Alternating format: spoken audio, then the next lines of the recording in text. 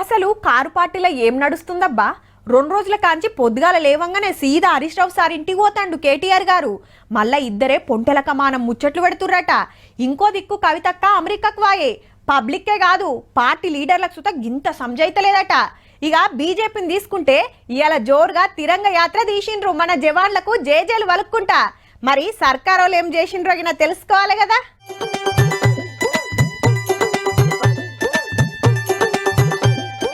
Jute బ్యాగులు ఎట్లున్నాయో చూసి ఇటు పచ్చళ్ళ దగ్గరకు వచ్చిండు సీఎం సారు. ఏమేమున్నాయో అరుచుకున్నాక ఈ అక్క పాయిరం తోటి మిఠాయిలు ఇచ్చింది. అన్ని కూడా పొదుపు సంఘాలు తయారు చేసినాయే.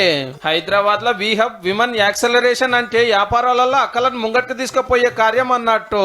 ఇందిరా మహిళా శక్తి పథకం పెట్టిన ఏడాదిలా ఏమేం చేసింది మొత్తం చెప్పిరట. బస్సులు, పెట్రోల్ బంకులు, సోలార్ ప్లాంట్లు ఇట్లా ఎన్నో నడుస్తున్నాయి.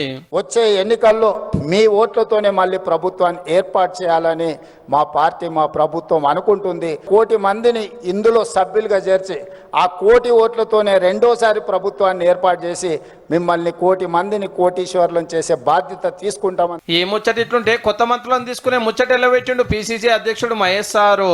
మంత్రులకు విషయం అనుకుంటే మరి మే ఇంకో జూన్ లో హైకమాండ్ నిర్ణయం తీసుకుంటే ఆశిస్తా ఉన్నాం.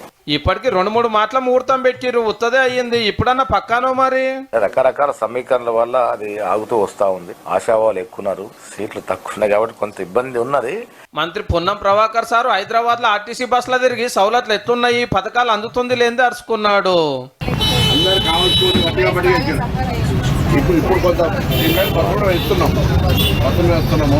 మంత్రులు తలా ఓ ఏరియాలో తిరుక్కుంటా పథకాల గురించి ఎప్పుడు అప్పులు ఎల్లబెట్టు నడుస్తుంది.